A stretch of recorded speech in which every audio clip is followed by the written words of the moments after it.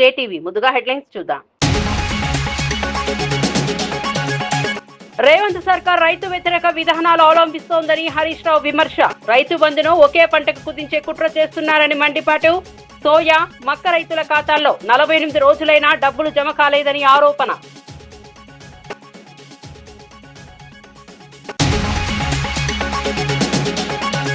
కైలాసగిరిపై glass bridge ప్రారంభం. హాజరైన MP Bharat, MLA Ramakrishna Babu. 7 కోట్లతో గ్లాస్ బ్రిడ్జ్ నిర్మాణం.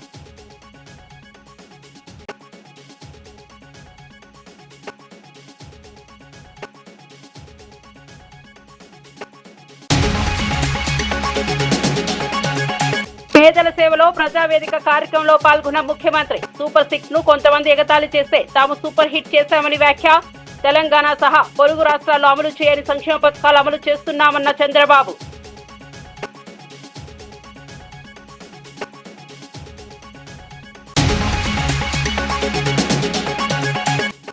హైదరాబాద్ ఇండస్ట్రియల్ ల్యాండ్ ట్రాన్స్ఫర్మేషన్ ని అమల్లోకి తెచ్చిన ప్రభుత్వం. హెల్త్ పాలసీలో వేల కోట్ల రూపాయల కుంభకోణం ఉందని బీజేపీ ఆరోపణ. హెల్త్ పాలసీ పేరుతో అక్రమాలు జరగకుండా చర్యలు తీసుకోవాలని గవర్నర్ కు విజ్ఞప్తి. పార్లమెంట్లో డ్రామాలు కాకుండా విధానాలపై చర్చ జరగాలన్న ప్రధాని. విపక్షాలు ఓటమి బాధ నుంచి బయటపడి బాధ్యతాయుతంగా వ్యవహరించాలని సూచన. కొత్తగా ఎన్నికైన యువ ఎంపీలకు మాట్లాడే అవకాశం కల్పించాలని వ్యాఖ్యలు. రాజకీయాల్లో తాను అన్ఫిట్ ఫర్ పాలిటిక్స్ అని చేసిన వ్యాఖ్యలపై హరీష్ రావు తీవ్రంగా స్పందించారు. అన్ఫిట్ నువ్వే, నేను కాదు అని ప్రత్యక్షంగా బట్టి విక్రమార్కను ఉద్దేశించి అన్నారు. సచివాలయంలో ఆర్థిక మంత్రుల ఛాంబర్ ముందే కాంట్రాక్టర్లు ధర్నాలు చేసే పరిస్థితి ఇప్పటి వరకు ఎప్పుడూ రాలేదని, బిల్లులు చెల్లించాలంటే 20 నుంచి 30% కమిషన్ తీసుకునే వ్యవస్థను తాను ఎప్పుడూ ప్రోత్సహించలేదని తెలిపారు. ప్రజల డబ్బులతో రాజకీయాలు చేయడం కాంగ్రెస్ కు అలవాటైపోయిందని విమర్శించారు. రాష్ట్ర అభివృద్ధికి తాను చేసిన కృషిని ప్రజలు గుర్తించారని, ఇక మిగతా ఆరోపణలన్నీ రాజకీయ ప్రయోజనాల కోసమే చేస్తున్నారని హరీష్ అన్నారు. ఫిట్ ఫర్ పాలిటిక్స్ అనేటువంటి మాట బట్టి విక్రమార్క గారు నన్ను ఉద్దేశించి మాట్లాడారు. సరే, బట్టి విక్రమార్క గారు అన్నట్టు నేను అన్ఫిటే కావచ్చు. దేంట్లో అన్ఫిట్?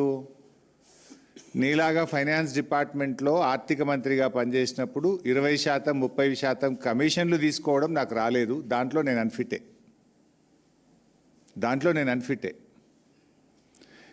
మీరు బాగా ఫిట్ ఇలా, ఎందుకంటే మీ ఫిట్నెస్ బయటపడ్డది కదా. ఫైనాన్స్ డిపార్ట్మెంట్ చరిత్రలో ఏ రోజు కూడా కాంట్రాక్టర్లు వచ్చి సెక్రటరియట్లో ఆర్థిక శాఖ కార్యాలయం ముందు ధర్నా చేసిన చరిత్ర ఏ రోజన్నా ఉందా? ఈ రాష్ట్ర చరిత్రలో మన ఊరు మనబడి బిల్లులు ఇవ్వండి అని కాంట్రాక్టర్లు ఫైనాన్స్ డిపార్ట్మెంట్ ముందు ధర్నా చేశారా?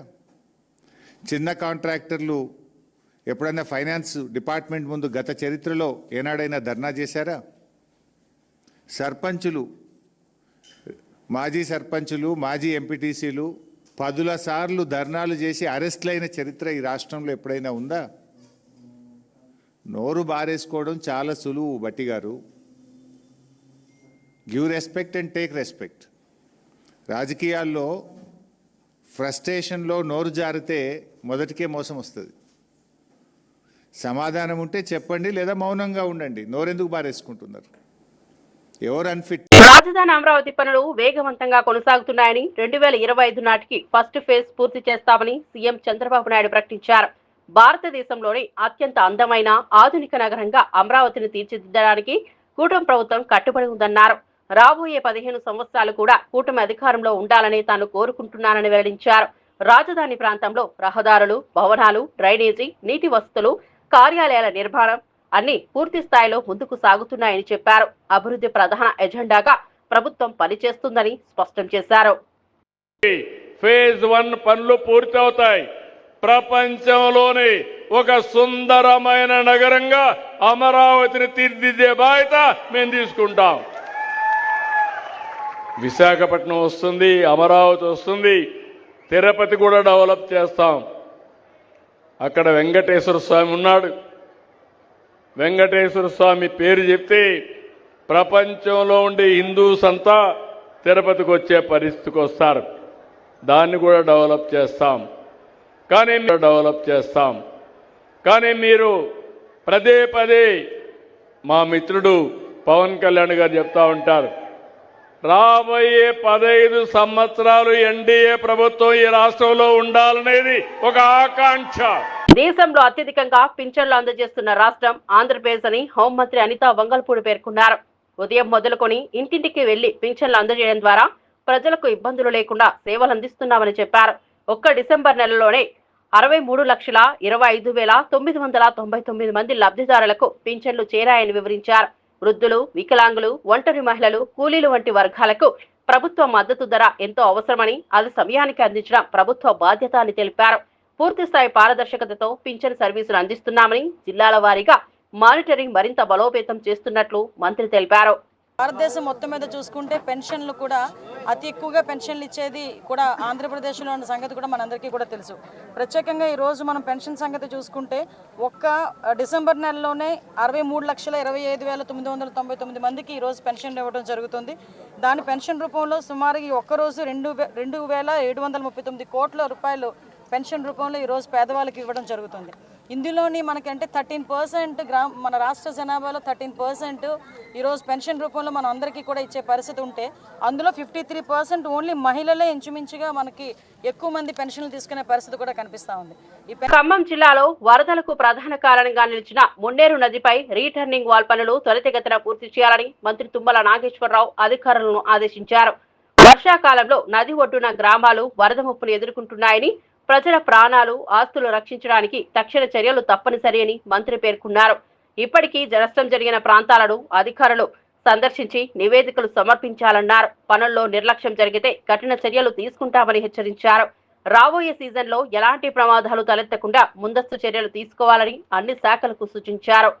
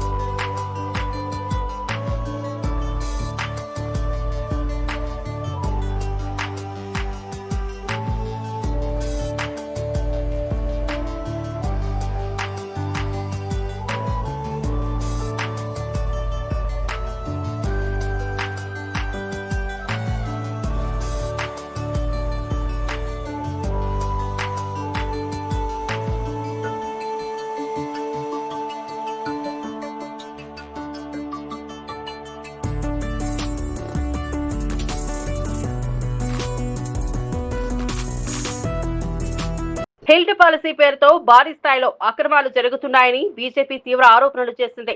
ఈ పాలసీ ద్వారా వేల కోట్ల రూపాయల కుంభకోణం జరిగిందని ఆరోపిస్తూ గవర్నర్ కు పార్టీ ప్రతినిధులు ఫిర్యాదు చేశారు. ప్రభుత్వ విధానంలో పారదర్శకత లోపించిందని, భూముల కేటాయింపు, ఆమోదాలు, ప్రాజెక్టుల పంపిణీలో అనేక సందేశాత్మక నిర్ణయాలు తీసుకున్నారని బీజేపీ పేర్కొంది. ప్రజల ఆస్తులకు నష్టం జరుగుతుందని వెంటనే న్యాయపరమైన విచారణ చేపట్టాలని డిమాండ్ చేసింది.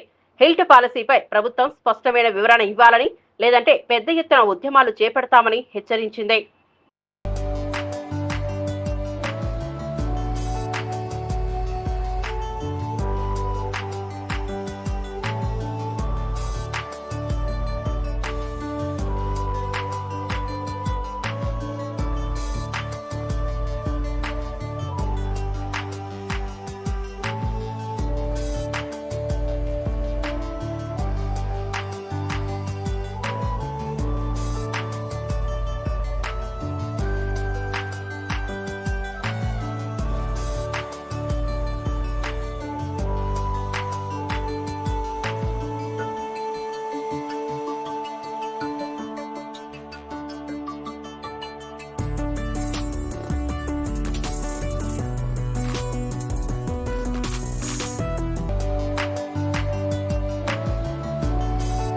ప్రపంచ ఎయిడ్స్ దినోత్సవం సందర్భంగా Razole community health centre ICDC విభాగం ఆధ్వర్యంలో అవగాహన ర్యాలీ నిర్వహించారు.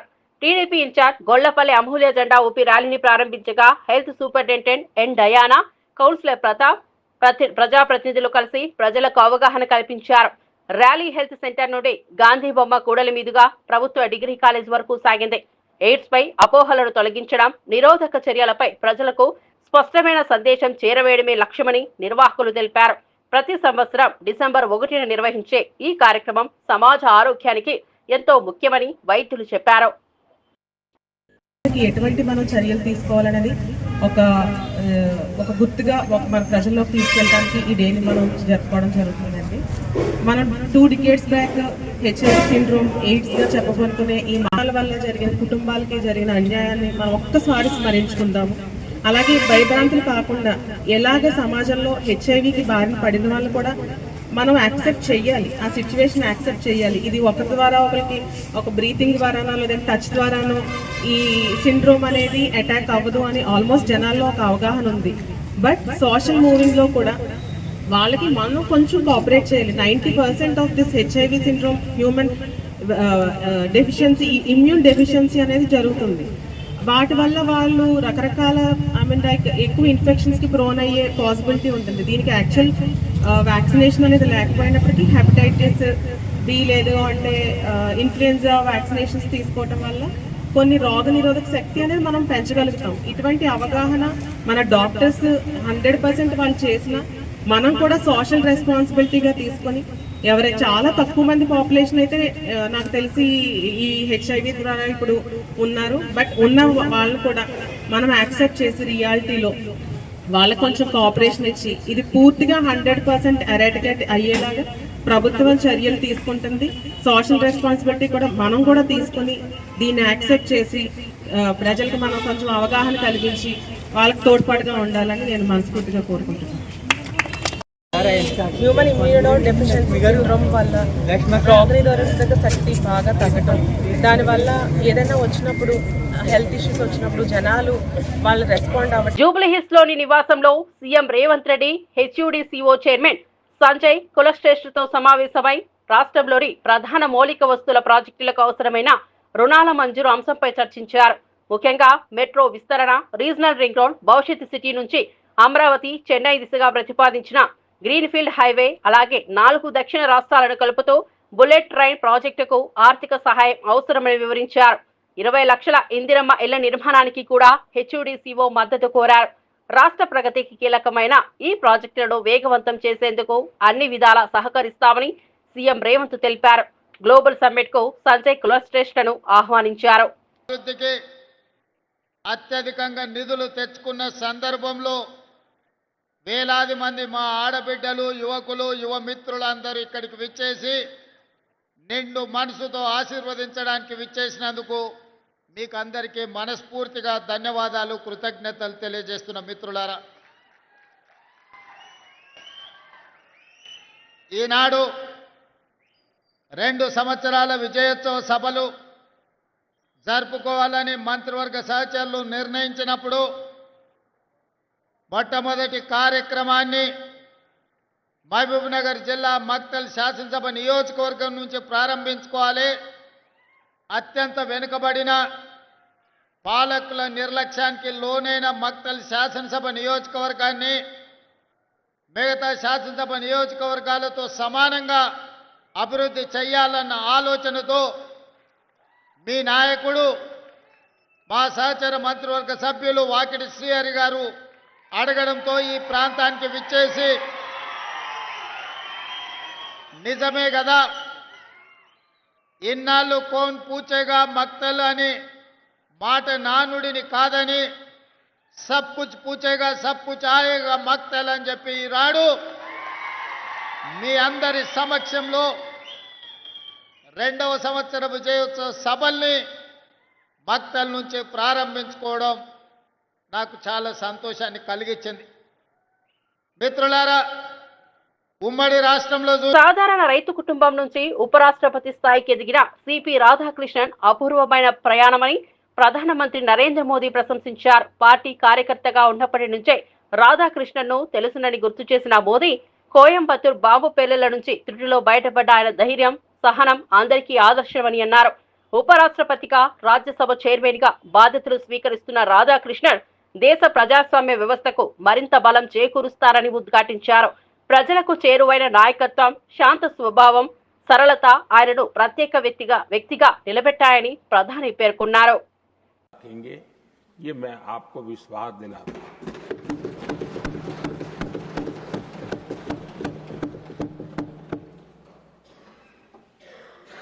हमारे सभापति जी एक सामान्य परिवार से आ रहे हैं, किसान परिवार से निकले हैं और पूरा जीवन समाज सेवा के लिए समर्पित किया है। समाज सेवा ये उनकी निरंतरता रही है। राजनीतिक क्षेत्र उसका एक पहलू रहा है, लेकिन मुख्य धारा समाज सेवा की रही है। समाज के प्रति समर्पित होकर के जितना कुछ अपने युवा काल से लेकर अब तक वो करते आए हैं, करते रहे हैं, वो हम सभी समाज सेवा के प्रति रुचि रखने वाले लोगों के लिए एक प्रेरणा है, एक मार्गदर्शन है। నిత్వా తుఫాన్ ప్రభావంతో శ్రీకాళహస్తి పట్టణంలో ఎడతెరిపి లేని వర్షం కురుస్తోంది. ఆలయాన్ని దర్శించుకునేందుకు వచ్చే భక్తులు వర్షంలో తడుస్తూ ఆవరణలోకి చేరడానికి తీవ్ర ఇబ్బందులు పడుతున్నారు. పరిసర ప్రాంతాల్లో నీరు చేరే పరిస్థితులను పరిశీలిస్తూ స్థానిక అధికారులు అప్రమత్తంగా వ్యవహరిస్తున్నారు. చెరువులు, కాలువలు నిండిపోవడంతో జల ప్రవాహం పెరిగే అవకాశాన్ని దృష్టిలో ఉంచుకుని ముందస్తు చర్యలు చేపట్టారు. ప్రతి మండలంలో కంట్రోల్ రూమ్ ఏర్పాటు చేసి నిరంతర పర్యవేక్షణ కొనసాగిస్తున్నారు. వర్షం తీవ్రతను బట్టి అవసరమైన సమయంలో సహాయక చర్యలు ప్రారంభించేందుకు సిద్ధంగా ఉన్నామని విభాగాలు స్పష్టం చేశాయి. భక్తులు ఆలయ ప్రాంతానికి బయలుదేరే ముందు వాతావరణ పరిస్థితులు తెలుసుకోవాలని సూచించారు.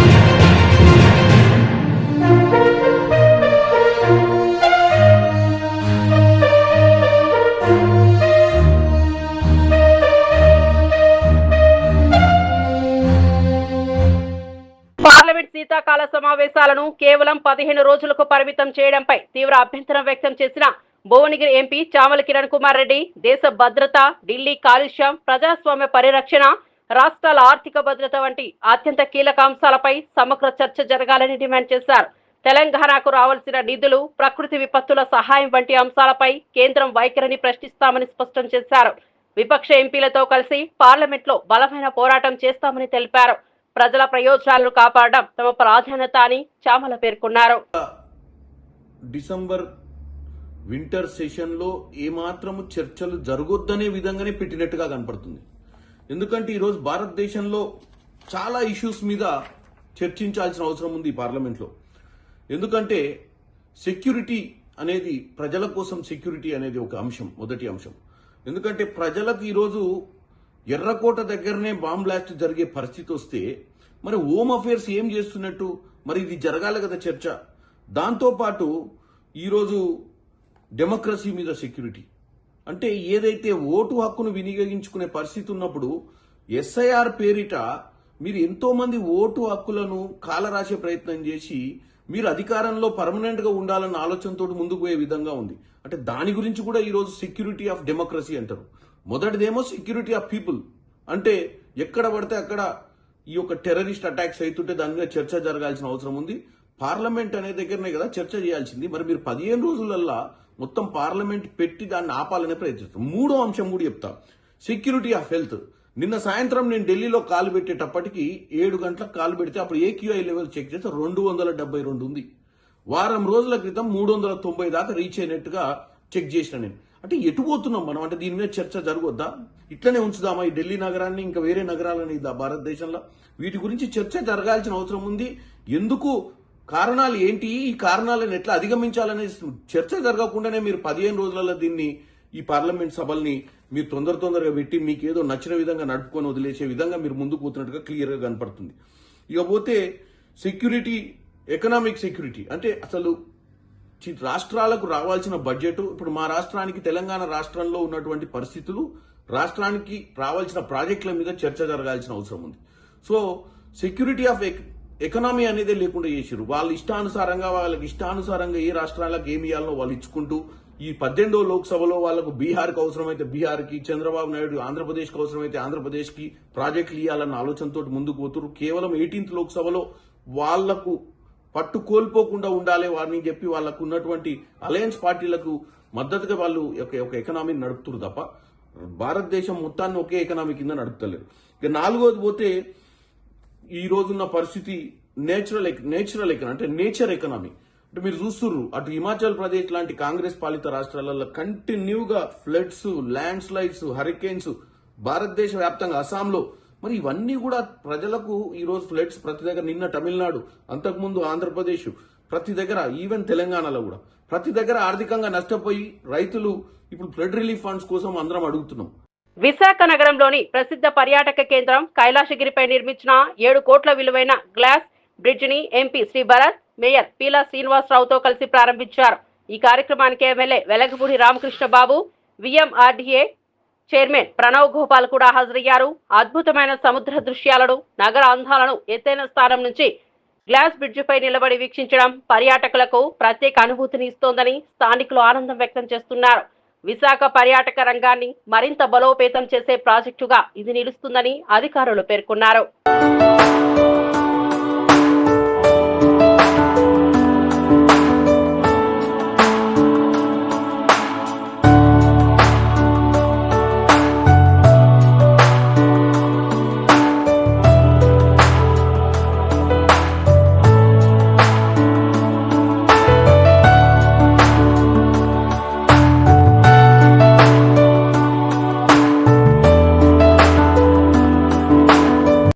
అందరికీ నమస్కారం అండి.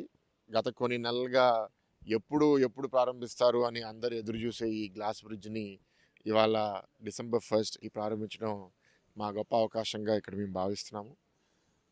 వెలగపూడి రామకృష్ణ గారు స్థానిక ఎమ్మెల్యే, VMRDA చైర్మన్ ప్రణవ్, మా మేయర్ పీలా శ్రీనివాస్ గారు, VMRDA కమిషనర్ తేజ్ భరత్ గారితో కలిసి ఈ బ్రిడ్జ్ కట్టిన టీము మాకు ఇప్పుడే డీటెయిల్స్ కూడా ఇచ్చారు. భారతదేశంలో అతిపెద్ద గ్లాస్ బ్రిడ్జ్, 55 మీటర్ల లెంత్, దాంట్లో 35 మీటర్లు క్యాంటిలివర్ స్ట్రక్చర్లో బయటికి రావడము. అందుకే మీరు దాని మీద నడిస్తే కూడా కొంచెం క్యాంటిలివర్ మీద ఉన్న ఎక్స్పీరియన్స్ కొంత ఊగినట్టు కూడా అనిపిస్తుంది. ఒక వండర్ఫుల్ అద్భుతం. 1020 ఫీటు సముద్రం లెవెల్ నుంచి హైట్లో ఉండడము, అండ్ ఒకటేసారి ఈ బ్రిడ్జ్ మీద 100 మంది తీసుకోగలిగిన 40 మందిని ఒక్కొక్కసారి అలౌ చేసి ఈ ఎంటైర్ వ్యూ, ఇది సముద్ర తీరాన ఉన్న ఈ అద్భుతం, ఈ అందాలు, ఈ కొండలు, చెట్లు, సముద్రం ఒకటేసారి అనుభవించే అవకాశం ఇక్కడ ఈ గాలి కూడా మీరు కూడా చూస్తున్నారు. గాలి గురించి కూడా నాకు చెప్తున్నారు.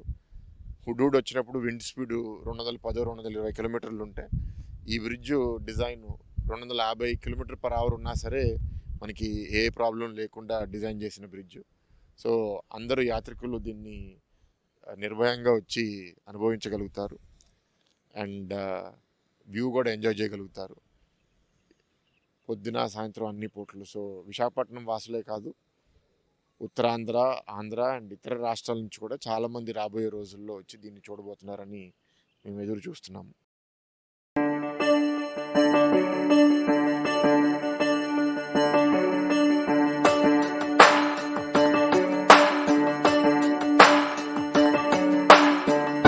వార్త వివరాల్లోకి వెళ్తే, బీహార్లో జరిగిన తాజా ఎన్నికల్లో ప్రజలు భారీ సంఖ్యలో పోలింగ్ కేంద్రాలకు చేరుకుని ఓటు హక్కును వినియోగించడం ప్రజాస్వామ్య బలమని ప్రధాని నరేంద్ర మోదీ ప్రశంసించారు.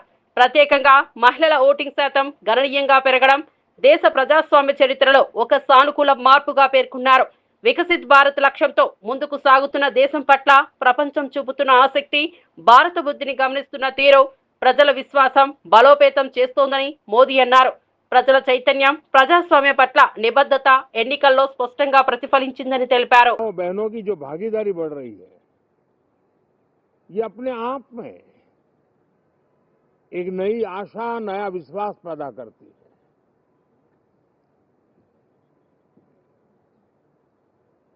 एक तरफ लोकतंत्र की मजबूती और इस लोकतांत्रिक व्यवस्थाओं के भीतर अर्थतंत्र की मजबूती, इसको भी दुनिया बहुत बारीकी से देख रही है. भारत ने सिद्ध कर दिया है डेमोक्रेसी कैन डिलीवर. जिस गति से आज भारत की आर्थिक स्थिति नई ऊंचाइयों को प्राप्त कर रही है, विकसित भारत के लक्ष्य की ओर जाने में ये हमें नया विश्वास तो जगाती है, नई ताकत भी देती है. साथियों, ये सत्र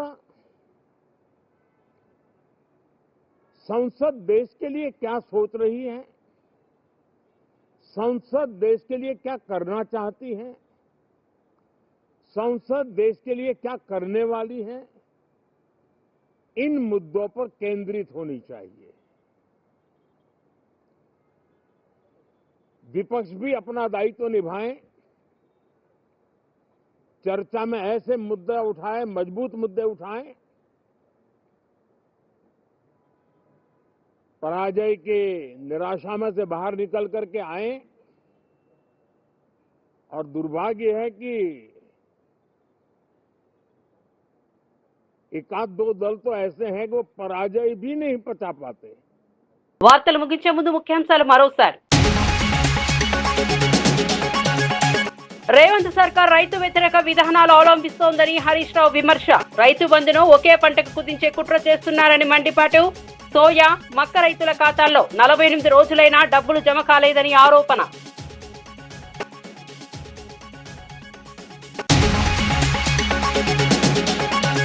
కైలాసగిరిపై గ్లాస్ బ్రిడ్జ్ ప్రారంభం. హాజరైన ఎంపీ భరత్, ఎమ్మెల్యే రామకృష్ణబాబు. 7 కోట్లతో గ్లాస్ బ్రిడ్జ్ నిర్మాణం.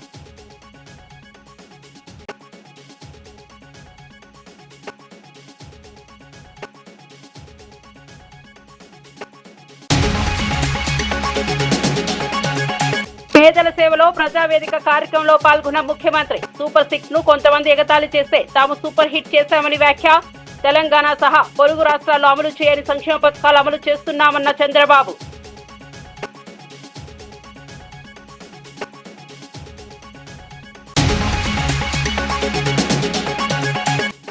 హైదరాబాద్ ఇండస్ట్రియల్ ల్యాండ్స్ ట్రాన్స్ఫర్మేషన్ ని అమల్లోకి తెచ్చిన ప్రభుత్వం.